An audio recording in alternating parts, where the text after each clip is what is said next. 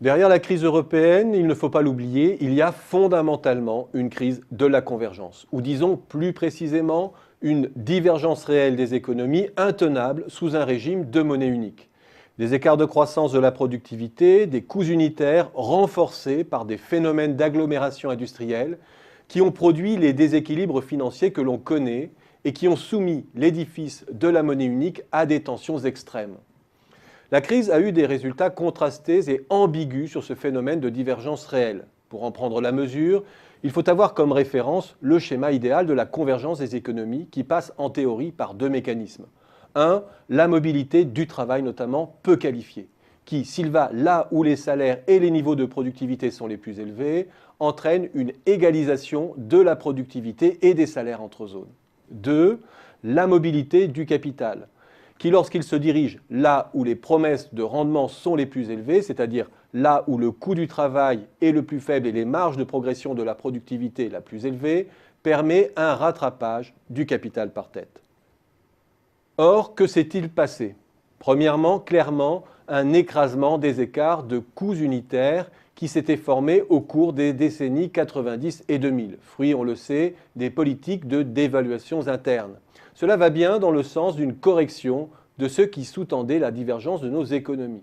Même dans le cas de la France, dont l'indicateur tel qu'il est conçu sous-estime grandement l'impact du CICE.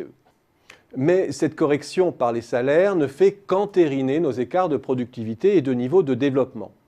Elle ne conduira ultérieurement à leur correction que si l'investissement et l'emploi à haut potentiel embrayent. Deuxièmement, en revanche, pour ce qui est de la mobilité, on sait que les migrations intra-européennes concernent de plus en plus les diplômés, venus des pays du Sud notamment. Ces migrations ne tendent donc pas à égaliser les niveaux de productivité, mais les renforcent au contraire, tandis que l'augmentation du chômage des moins qualifiés complique l'équation sociale du Sud. Troisièmement, concernant le capital, les plus fortes destructions de capacités industrielles ont eu lieu au Sud, intensifiant encore la polarisation industrielle sur le bassin rhénan. Les flux d'investissement directs corrigent partiellement cette asymétrie, mais sont loin encore de compenser la casse occasionnée par la crise, car il s'agit plus de reprise de sites existants que de création de nouvelles capacités. Au total, la crise a nivelé les coûts unitaires, mais la R&D continue à s'agglomérer au cœur de l'Europe. Idem pour le capital humain et les secteurs à haute intensité en savoir. Et au final, la crise a renforcé les écarts de productivité et dramatiquement aggravé les écarts de PIB par habitant. Dans ce contexte, la reprise va produire un effet cosmétique sur nos divergences réelles. Les PIB par habitant pourraient reconverger momentanément, la reprise étant de plus forte intensité là où la main-d'œuvre a été le plus démobilisée. Mais derrière la façade de notre convergence retrouvée, il faudra surveiller les tendances de productivité.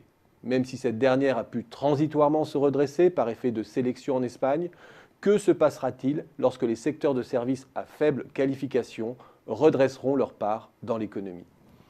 La réalité, c'est que l'Europe, en régime de monnaie unique, reste une grande machine à diverger et que rien de ce qui était au cœur de la crise n'a été réellement résolu. Pour cela, il faudrait s'appuyer sur autre chose que les forces spontanées du marché et avoir une politique de transfert et d'investissement autrement plus volontaire que celle qui existe aujourd'hui sur l'espace européen. En dépit du plan Juncker et des aides structurelles, presque tout reste à construire dans ce domaine. Seule condition pour que la zone euro devienne un espace de convergence.